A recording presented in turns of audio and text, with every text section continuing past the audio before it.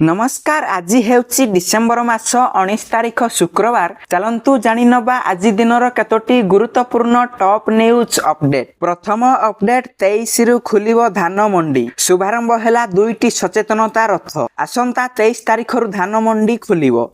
एथि पई प्रशासन पक्षरु दुईटी सचेतनता रथर शुभारंभ होईची। पंजीकृत चाषींक ठारू चलित खरीफ 2025 रु 26 रो मंडी रु धान संग्रह हेबो। चलित वर्ष सर्वनिम्न सहायका मूल्य और इनपुट सहायता मिसाई क्विंटाल पिछा चाषी 3100 टंका पाइबे। एहाकु नै आज दुईटी मंडी प्रचार रथ शुभारंभ होईची। एही प्रचार रथ गुड़िक उपखंडर विभिन्न ग्राम परिक्रमा करी चलित वर्षर धान और मांडिया किणा बाबद रे चाषी मानकु सचेतन करिवो। एथिसह चाषी माने टोल फ्री नंबर 1967 को कॉल करी समस्त तथ्य हासिल करि परिबे बोली कहिसंती गंजाम रो जिलापाल। परवर्ती खबर ओडिशा रे 2 दिन पाई येलो वार्निंग। राज्य रे गत किछि दिन धरी शीतलहरी जारी रहिछि।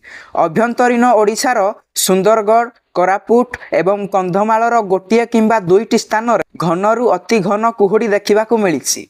सेहीपरि कलाहांडी और झारसुगुड़ा आदि जिले में केतेक स्थान रे हालुकारु मध्यम धरणर कुहुड़ी पड़िछि। आसंता 2 दिन 3 जिले में घन कुहुड़ी नहीं आंचलिक पाणीपाग विज्ञान केन्द्र पक्षरु सतर्क सूचना जारी करा जायछि। येलो वार्निंग जारी होइथिबा जिला गुड़िक हेउछि सुंदरगढ़, कोरापुट और कंधमाल। कलाहांडी, सुंदरगढ़, झारसुगुड़ा, कोरापुट और कंधमाल दुईटी स्थान रे हालुकारु मध्यम धरणर कुहुड़ी पड़िबा नहीं पाणीपाग केन्द्र पक्षरु पूर्वानुमान करा जायछि। खसिला रूपा और सुनार दर। रेकर्ड भांगुथिबा सुना रूपा दर ह्रास पाइछि। तेबे केते रहिछि सुना और रूपार दर चलंतु जानि नबा। गत किछि दिन तळे 10 ग्राम सुनार दर थिला 1,35,000 टंका और रूपा किलो किछि दिन तळे 2 लाख टंका टपी थिला। किंतु एबे 24 कैरेट सुना दर 10 ग्राम पिछा 1113 टंका कमिछि। 1,33,249 टंकारु 1,32,136 को खचिछि सुनार दर। 22 कैरेट सुना दर 10 ग्राम पिछा 1,019 टंका ह्रास पाइछि।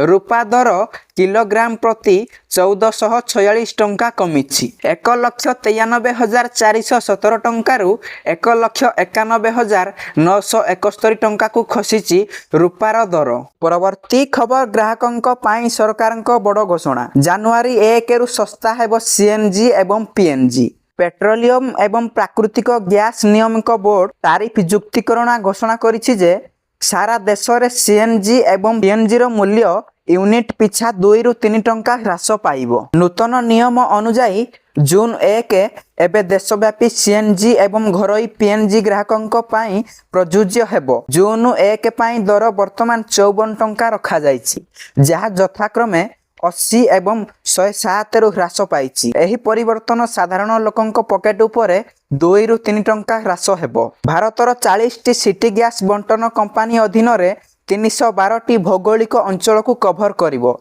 यह निष्पत्ति सीएनजी चालित कार, ऑटो एवं बस रो मूल्य ह्रास करिवो। घरे व्यवहृत करुथिबा पीएनजी मध्य सस्ता हेबो। परवर्ती खबर पिकनिक हेला काल। गाधोइबा बेले समुद्र रे बुड़ी छात्री मृत। बालेश्वर मंदिर सामना बेलाभूमि रे बड़ अघटन। पिकनिक आसी गाधोइबा बेले अघटन घटिछि। समुद्र रे बुड़ी छात्रंक मृत्यु होईछि। मृत छात्री हेउचंती कटक बक्सी बजार बणिया साहिर शिल्पा श्री साहू। कटक बादमबाड़ी निकटस्थ एआर क्रिएशन कोचिंग सेंटर पिला माने आसीथिले। बालेश्वर निकट कोको फार्म हाउस रे नाच गीत पर समुद्र रे स्नान बेले अघटन घटिछि। मृतदेह जबत होई सदर मुख्य चिकित्सालय रखा जायछि। एही अघटन पर स्थानीय अंचल रे शोकर छाया खेली जायछि।